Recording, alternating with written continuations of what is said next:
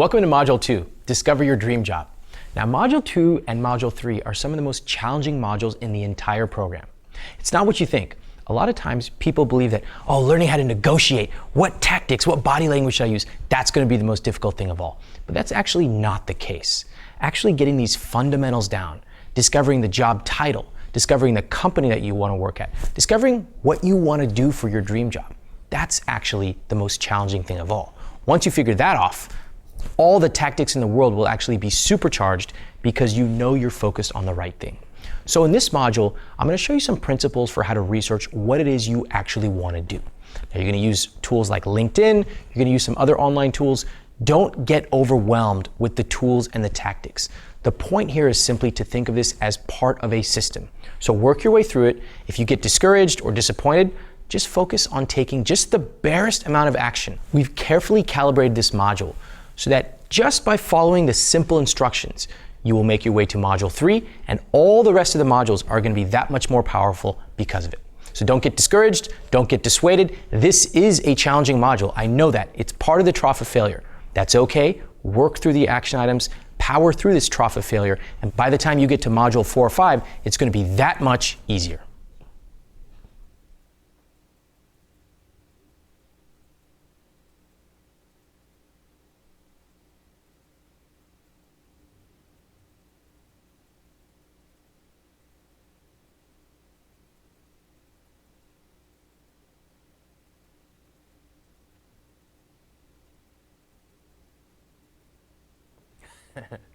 You ever hear of Barnum tests? These are the phrases that people might use, say, if you go to a psychic, and they'll say something like this. They'll say, well, you're really energetic and friendly, but sometimes you just need a little bit of alone time. And you're like, yeah, I do. How'd you know? Okay, that phrase could literally apply to everyone on earth. But when we hear it told to us, we're like, yes, that is me. Okay, the same thing is true of these career tests. How many of us have taken these career tests? We go, we plug in a bunch of information about ourselves, we check some boxes, and out pops this dream job that we should aim for. We love these things because they tell us something about ourselves that we don't believe we know.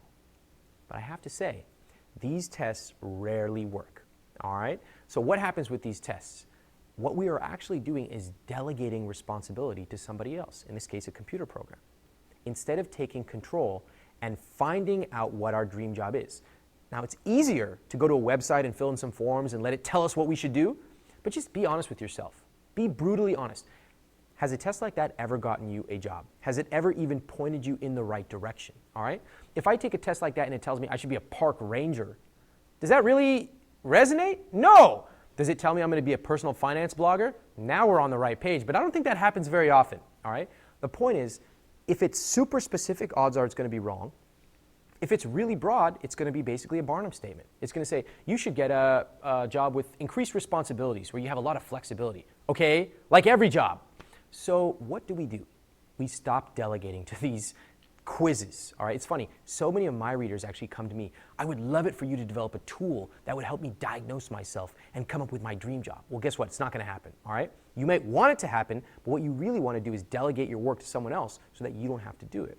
Instead, what you should be doing is coming up with a series of potential job options, job titles, job companies, and then using a systematic approach to go after each of them. So for example, you don't have to come up with your magical dream job at first. That's not going to happen. However, you come up with a list of them, you come up with a list of companies, and then you start testing it. How do you test it? You do some research, you actually go out and do informational interviews, you go and do the entire process. I'm staying a little bit high level here, but you go through the entire process until you find that dream job, that dream company, all right? And then you know it's going to work. That is when you start building your application, applying in a different way than everyone else does. That is why you can't delegate your job search to something like a computer. A Barnum statement might make you feel good for 5 or 10 minutes, kind of like, eating some popcorn. But really, you need to have dinner. You need to work. You need to make that dinner. The same thing is true of your job search. Don't delegate it to someone else. Take it on your own. It's a little harder, but that is how you actually find your dream job.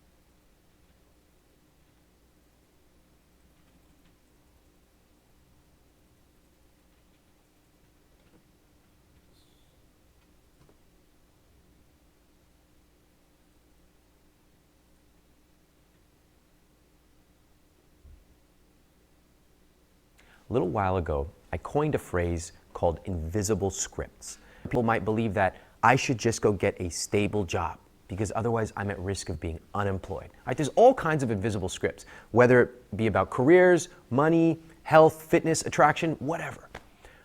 One of the things we discovered in our research was a very, very deep invisible script, and it's about delegating our careers. It turns out that so many of us delegate our own careers to other people in life. For example, think about this, grad school. How many people do you know that are like, I don't know what I should do right now, job market's kind of bad, I'm just gonna go to grad school. Like, I need to just buckle down, like I'll get this degree and then I'll figure it out later. That is delegating your career.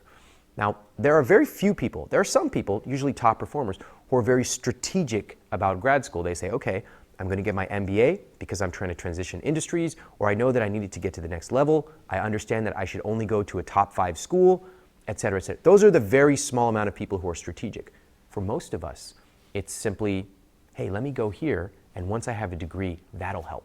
We're putting our career in other people's hands. How else do we do this? We delegate our career when we mindlessly submit our resume through job websites and we wait for someone to come and give us a job. We're not taking action. We're waiting for them to come to us. We delegate when we say, I need to find my passion. Where do you expect that to come from? The sky? Oh, I'm just waiting for my passion to fall down. We're not actually taking any concrete steps. We delegate our career when we go do these tests, these magical matching tests. We write down our interests and our skills, and out pops what is supposedly our dream job. We're delegating, in this case, we're delegating our career to a mindless computer program. It makes no sense. But this script is so deep that if I try to suggest a different approach, it is so radical that people's barriers come up immediately. For example, if I were to say, hey, wait a minute, you don't have to wait for 5 years and get that experience. You can actually take a bunch of people out to coffee, learn about their careers, learn about their companies, and that will help you get the inside track to a dream job. Well, people start saying things like this, well, wait a minute, Ramit, I didn't go to that school. Or why would they want to talk to me? Or I don't know how to get in touch, I don't know how to find their email address. All of those are barriers. All of those can be solved easily, all right? I don't have their email address, I didn't go to X school, I don't know why they would want to talk to me. All those can be solved. But the concept of taking our careers into our own hands, it sounds pretty logical. But when you try to operationalize it, when you try to make it real, it is so radical that we often have barriers that spring up immediately. What I challenge you to do in the Dream Job program is to not delegate your career. This is not about letting a computer program or a website or somebody else like a recruiter find our dream job for us. No, it's about us taking it into our own hands. Is it tougher than simply waiting around and sending resumes? Of course it is. That's why the people who do this get the lion's share of all the jobs out there. They get jobs before they're announced, they get better jobs, they get paid more. Because most people are simply delegating their careers to everyone, submitting resumes mindlessly. The Dream Job program shows you the exact techniques and tactics, down to the actual emails that you send. Here's what you write in the subject line, here's what you write in the email, and here's what you say when you go meet these people. To separate yourself and differentiate yourself, and as I like to say, decommoditize yourself from everyone else who's delegating their careers. So if there's one challenge I make of you today, it's to stop delegating your career search to someone else. Nobody cares about your dream job as much as you do. And even if the concept seems radical, of taking it into your own hands, of learning how to interview on your own instead of waiting and just going into an interview and answering questions, you can do it. There are scripts, there are techniques, there are other people who have done it too, and that's what I want to show you in the Dream Job program.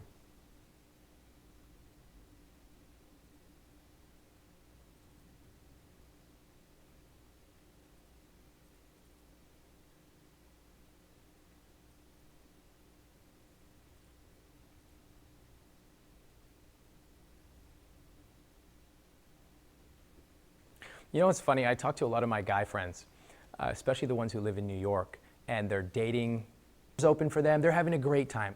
So when you dig in, you ask these guys, like, why not? One of the greatest fears that guys have when it comes to getting married is having to commit to one person for the rest of their lives. Now, the funny thing is, many of these guys may not even be that good at dating. They may not even have that many girls, or they may not even have had a girlfriend in the last few years, but they will stubbornly hold to that idea that they don't want to close any doors, right? Love the options. Now, in the dating world, that's predominantly a male thing, but in the career world, it's definitely a generational thing. As a generation, we don't want to close doors because we all have so many interests. We could be this, we could be that, and indeed we could do all these things. But how do we choose one? Because what if we choose one and we go down the path 3 years and we realize we don't like it? Is it too late to jump to another one? Or what if we decide that we just want to change the whole thing up? And so we become paralyzed by these options, by these choices. And what do? As I've always said, the same thing we've always done. Nothing. We continue in a job that's probably a dead-end job, or a job that's even quite good, but it's not necessarily what we think we really want to be doing. Having too many options can be as crippling as having no options. So today I want to discuss how to manage not wanting to close doors, right? When it comes to asking people in their 20s or 30s, why don't you, tell us about your dream job. Well, I could do this or that. I just don't want to close any doors. I've heard it thousands of times. So, how do we deal with this? There are actually two issues here. The first is a fear of getting specific, and the second is a fear of making a jump from one job to another. It's funny, I have other friends who will meet someone and they'll start concocting these crazy ideas in their head like, oh, I met him, but he uses emoticons, so I don't know if he's going to be a good dad. You're like, what? Where did this come from? I don't understand. Thinking 10 steps ahead is a classic problem. So how do we deal with that? When it comes to relationships, it's very simple. You're like, okay, let me go out to coffee. We're not going to get married on the first date. We're going to go out to coffee, see if we like each other, and if so, maybe we'll go see a movie or whatever it is, okay? But also a fear of getting specific with career stuff is a big problem. So with so many options and not wanting to close doors, we'll say things like this, like, yeah, I'm really interested in writing and theater and programming and also selling vending machines. Like, what? That's not specific. That's super broad. And so the top candidates I know will be as specific as this. They'll say, I want to be a project manager for a B2B software company in Silicon Valley with less than 50 employees. Now, getting to that level of detail is quite complex. But guess what? If they come to me or someone else who has a job in that area and they say, this is what I want, I'm like, done. I know 5 people you should talk to right now. Okay? However, if they come to me and say, I'm interested in writing and marketing and programming, I'm like, okay, don't make me do your work for you. You go out and do your work. So I have helped a lot of people get a lot of jobs, but it almost always and only happens when they come to me having done their homework themselves. So getting specific is critical, and also not thinking 10 steps ahead, that if I take this job, am I going to like it 5 years down the road? Why don't we first just go have coffee with someone who works in that industry? Why don't we just figure out if this actually, any area, let's say that I want to be an artist, not like success look like in 5 years. 5 years is a long time, so you'll be pretty senior. So 5 years as an artist, maybe I have my art displayed at a gallery, okay? And maybe I've been written about in Art World Monthly or whatever it is, do artists even read? I don't know. Next, let's say that I'm a computer programmer. What would be success to me? I'd probably be writing software for a company that millions of people use. I'd probably be making a lot of money. Maybe there's a certain type of lifestyle. Online marketing, et cetera, et cetera. Guess what? One of those is probably going to be way more appealing than the other ones. That's just a simplistic way of looking at one way of closing off options. Remember, what does success look like? Does having your art in a gallery, does that really resonate with you? And if so, then perhaps that's something that we should consider more. And if making a lot of money or being featured on a bunch of blogs, as you know, that's what I love, being featured on a bunch of blogs really excites you, maybe it doesn't. Maybe we should cross that off the list and look at this art thing. So again, a simple model, but something that we found to be very useful. Now, there are other ways as well. The next thing, of course, as you know, I'm a huge fan of research because no one else does it. They don't do their research. They jump into a job that they think might be their dream job, and 2 years later they're totally disillusioned and they realize they've wasted 2 years. Okay? I have tons of stories of people, they've sent it to me, they're like, I did this, I should have like figured this out before, but I hate it, and now what do? It's been 3 years in this company. You can mitigate this. You can de-risk these decisions by doing your homework. And there are very, very simple and very, very complex ways of doing this. Simple way we like to do is take people out to coffee, especially people who used to work at the company that you're interviewing with. That and alumni of your college. Why? Because they'll tell you the truth. I love older people who tell you straight up, yeah, that company sucks. Don't work there. They never give you a raise, they overwork you, you're gonna hate it. You know who will tell you that? People who used to work there because they quit to work at a better company. And then, by the way, another way of wanting to close doors is by going into these companies and interviewing around them, interviewing the people who used to work there, people who have associated with them, partnered with them, and saying, what's it really? Okay? Now, there's one other thing. This is a fairly controversial strategy, but I want to mention it to you. It's also are not sure if they should company or don't like the industry, don't like the pay. How do they come back? It doesn't look good on the resume. So let's say, for example, that I work in technology and I want to make a move to fashion. Okay? Totally different field. But I don't really know much about the industry. So certainly I'm going to visualize success. What does success look like? I'm going to do my research. I'm going to talk to people. But I also want to have a fallback strategy, or what we call a safety net strategy. What if I go to this fashion company and after a year I'm like, this sucks, I need to get back? Well, have I closed all the doors? Am I even going to be in demand? So here's what some top candidates I know do. Again, this is a somewhat controversial strategy, but I want to share it with you, and then I'll give you my thoughts on it. What they'll do before leaving is they'll interview at several other software companies in their space. So I'm at a software company right now, I'm thinking of jumping to fashion, but I'm gonna go and interview at several other software companies. They will then, by the results of what the market tells them, how many interviews they get, how many job offers they get, they will then know, hey, am I actually in demand?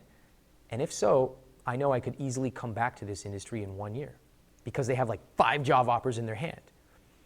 Then they feel much more comfortable making the jump, because you know what they tell these companies? They say, you know what, I've actually decided to make a jump to an entirely different industry. I really loved interviewing with you.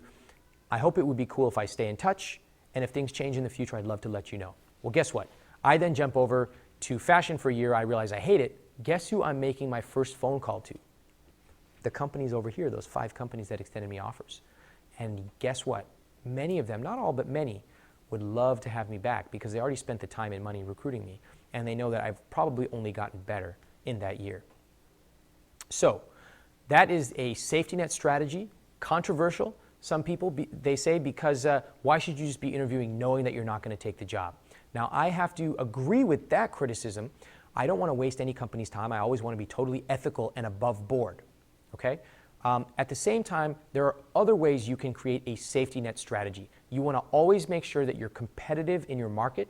You want to make sure that you're being paid the right amount, and you want to know that you could come back. The best way I know of doing this is managing my network. So if you're working at some software company, like let's say I was, I don't want to just know the 3 people I work with. I want to be attending industry conferences. I want to get to know other people. I want them to know me. Maybe I want to get written up in an industry newsletter or magazine, or even just write the newsletter for my company. These are unconventional ways that people are kind of like, yeah, whatever, Ramit. Guess what? They actually work it quite well because you get to be known. It's called thought leadership. And all of these ways, let's come back to the main point here. All of these ways are ways of mitigating the risk of having to close the door on opportunities. There are infinite number of choices we have, but there are many strategies to de-risk ourselves and make us feel more comfortable choosing one. The first we talked about, fast forward 5 years, visualize success. That should help you eliminate some of those right away. Second, do your research. So few people do this that when you actually do true deep research, you will easily be able to eliminate other choices. You'll realize, oh, that sounded great on the surface, but it actually doesn't sound that fun at all. And the final thing is, if you like, create a safety net strategy. So you know that if you make a choice, you can always come back. Now, in the Dream Job system, one of the things I love, we spent years building this, and that was knowing that one of the chief barriers is closing the door on opportunities, this mythical but very real barrier that we have. We created a system that actually lets you cycle through different opportunities. And if one isn't the exact thing you're looking for, you simply go back to the next step in your system. And you simply work through it, work through it, work through it. It's almost like evolution until you find that perfect dream job. So I'm excited to show you the rest of the system. And just know that you're not alone when you say you don't want to close the door. We all have many options, especially in our generation. It's a very common thing. There are ways to handle it. There are systems that will help you along the way, and I hope to show you those on your way to finding your dream job.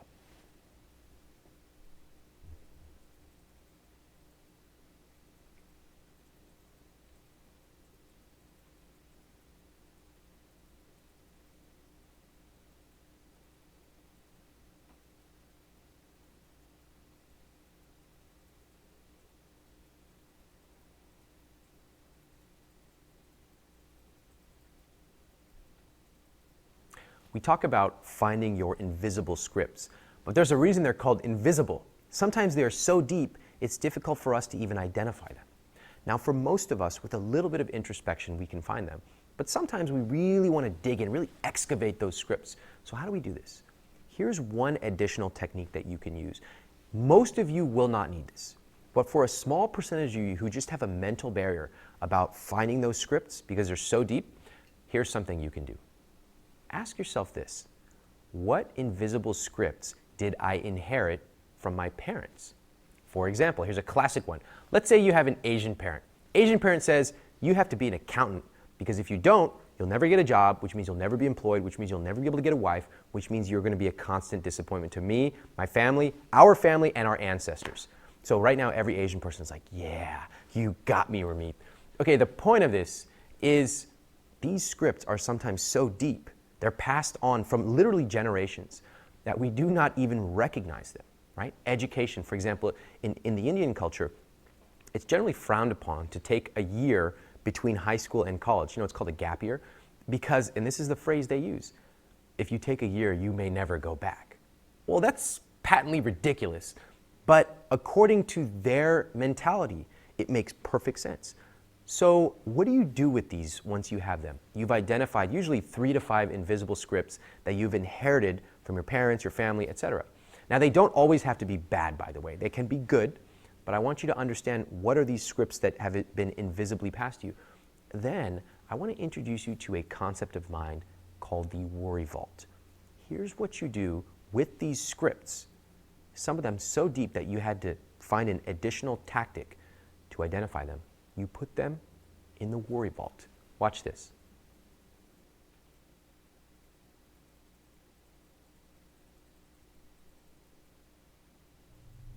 Today we're going to talk about worrying about things you can't control and focusing on things you can. So let's take 3 areas that really get people worried about their freelancing career, especially when you start. And let's talk about then how we can actually handle those things. What's one of the things that people worry about the most? Well, first of all, as a freelancer, you're sort of in charge of your own destiny. You've got a lot of stuff that you're trying to accomplish. So there's potentially a lot to worry about. What does my boss think of me? Or, what does my client think of me? Is my client going to like this? Is my client wondering where I am right now? Is my client going to choose a different freelancer? Am I going to get a referral from this? Am I making enough money? Am I going to get a higher rate the next time because this isn't really quite high enough for me? Tons and tons of things that you could basically spend every single night sleepless worrying about. But there is a better way. And so now we're going to talk about a few techniques to manage your worrying and to focus on stuff that will really help build your... If it is we wanted to do, then we could find our way to do it. But in a generation and a world with